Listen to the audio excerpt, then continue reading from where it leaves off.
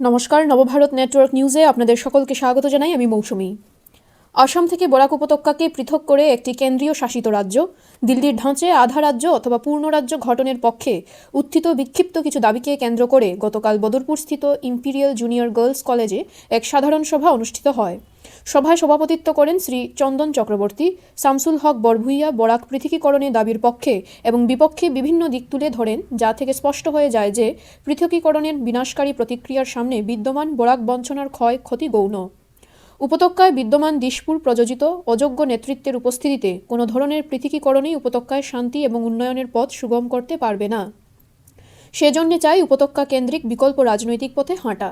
পার্শ্ববর্তী রাজ্যগুলোতে কর্মরত বরাকের মানুষের অসুরক্ষা, বিদ্যমান সীমা বিবাদ, বরাক উপত্যকায় কোনো ধরনের বড় উদ্যোগ না থাকায় অপর্যাপ্ত রেভিনিউ সংগ্রহ, বহিরাগত সমস্যা, অসম্পূর্ণ নাগরিকপঞ্জি, সদ্য পাশ হওয়া অসাংবিধানিক নাগরিকত্ব আইনসহ অন্তত 11টি মুখ্য সমস্যার সমাধান না করে পৃথকীকরণ কোনোভাবেই সুখকর হবে না। তাই এই সংগঠন সব ধরনের পৃথকীকরণের বিরোধিতা করার সাথে সাথে উপত্যকার জ্বলন্ত সমস্যাগুলো সমাধানের জন্য সরকারের কাছে আবেদন জানাবে এবং তা অনাদায়ে প্রয়োজনে গণতান্ত্রিকভাবে আন্দোলনের পথ বেছে নেবে। সভায় শামসুল হক বরভুইয়াকে সভাপতি, নির্মল কুমার দাসকে কার্যকরী সভাপতি, চন্দন চক্রবর্তীকে মুখপাত্র, অ্যাডভোকেট রাজকুমার দাস, আব্দুল ওয়ারিস এবং শান্তিকুমার সিংহ সহ দাহারউদ্দিন খানকে সাধারণ সম্পাদক করে 21টি সদস্য বিশিষ্ট একটি কার্যকরী কমিটি গঠন করা হয়। বিগত দিনের সভায় গৃহীত সংগঠনের নাম ইউনাইটেড আসাম পিপলস ফোরামকে বহাল রাখা হয়। প্রয়োজনে পরবর্তীতে কমিটির সদস্য সংখ্যা আরও বৃদ্ধি করা হবে। হাইলাকান্দি থেকে রাহাতুল আক্তার বরভুইয়ার প্রতিবেদন।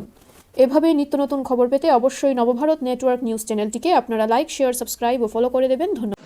আজকে এই সংগঠন এটা পরিষ্কারভাবে বরাক উপত্যকাবাসী তথা সমস্ত মানুষের কাছে আমরা এই কথাটা জানিয়ে দিতে চাই যে এই সংগঠনের জন্ম হয়েছে ঐক্যের পক্ষে, সংহতির পক্ষে, সম্প্রীতির পক্ষে। ব্রহ্মপুত্র উপত্যকায় কিছু দুষ্ট লোক বাংলা ভাষাভাষীদের উপর যদি কোনো ধরনের আক্রমণ নিয়ে আসে, তার জন্য সমস্ত আসামের অসমীয়া ভাষাভাষীরা বিশিষ্ট নয়, কিংবা বরাক উপত্যকার কোনো বাঙালি লোক যদি কোনো অপ্রীতিকর ঘটনা ঘটায়, তার জন্য সমস্ত বাঙালিরা এর জন্য দায়ী নয়। আমরা সমস্ত আসামে অসমীয়া, বাঙালি বা অন্যান্য জনগোষ্ঠী যারা আছে প্রত্যেকের সাথে আমরা সংহতি বজায় রেখে আমরা থাকতে চাই। পৃথকীকরণের বিপক্ষে বরাক পৃথক করার জন্য কিছু লোক বিভিন্নভাবে তাদের বক্তব্য আমরা লক্ষ্য করছি, কিন্তু এই ধ্বংসাত্মক সিদ্ধান্ত তারা নিয়েছেন। বরাক পৃথকতা হলে প্রথম অবস্থায় বরাক উপত্যকার ভৌগোলিক অবস্থান সম্বন্ধে কিছু অধ্যয়ন করা উচিত। বরাকের রিসোর্স কি তা জানা উচিত। বরাকের রিসোর্স বলতে আজকে বরাক কৃষি প্রধান অঞ্চল, সিলেট জেলার অধীনে ছিল, কৃষির উপরে ভিত্তি করে সমাজ গড়ে উঠেছে, কিন্তু আজকে কৃষির অবস্থা অত্যন্ত শোচনীয়। নেই ক্ষুদ্র শিল্প, নেই ভারী শিল্প। বেকার সমস্যা দিনের পর দিন হু করে বাড়ছে। রাস্তার অবস্থা অত্যন্ত খারাপ অবস্থা। যোগাযোগ ব্যবস্থা বিচ্ছিন্ন, মেঘালয় হয়ে যেতে হয়। আজকে এই ব্যাপারে আমাদের মতামত হলো এই আমরা পৃথকীকরণের বিপক্ষে, আমরা ঐক্যের পক্ষে। আমরা আসামের সাথে আর বিভক্ত আসাম থেকে আর যাতে কোনো অটোনমাস স্টেট বা পৃথক কাঁচা পৃথক বরাক এই ধরনের কোন স্লোগানের সাথে আমরা নাই।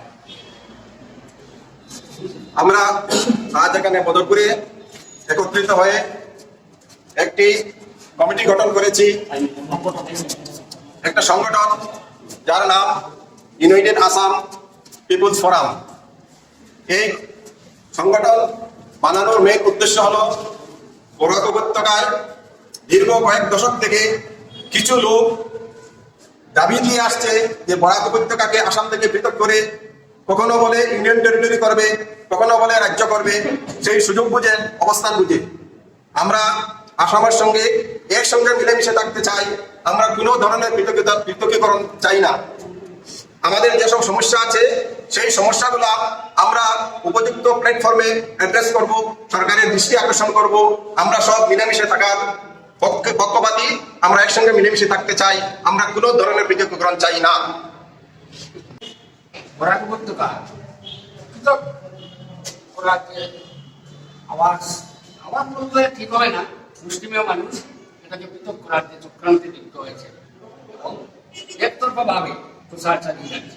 আমরা লক্ষ্য করেছি মুসলিম কিছু মানুষ তারা গ্রামগঞ্জের অনেক মানুষ, সমস্ত মানুষ প্রায় আর বিভাজন চায় না, অন্ততপক্ষে আসাম রাজ্যের সঙ্গে সংহতি বজায় রেখে এবং ভোটার উপত্যকায় বসবাসকারী সাধারণ মানুষ আর গণতান্ত্রিক অধিকার যাতে সে ভোগ করতে পারে তার ব্যবস্থা গ্রহণ করা।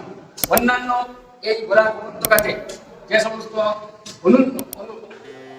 সমস্ত সরকারিভাবে যেগুলাকে অবহেলার চোখে দেখা যাচ্ছে বা আমরা যেগুলো থেকে বঞ্চিত, আমরা তার দাবি স্বরূপ আমরা সরকারের কাছে তুলে ধরবো। অবিলম্বে যাতে আমাদের এই বঞ্চিত ভোটারবাসীর যে সমস্যাগুলো যাতে অবিলম্বে পূরণ করা হয় এবং আমরা ভোটার পৃথককরণের সম্পূর্ণ বিরোধী এবং এটা প্রয়োজনে আমরা বৃহত্তর আন্দোলনের মাধ্যমে আমরা সেটা জানিয়ে দেব। আমরা বিভাজন চাই না।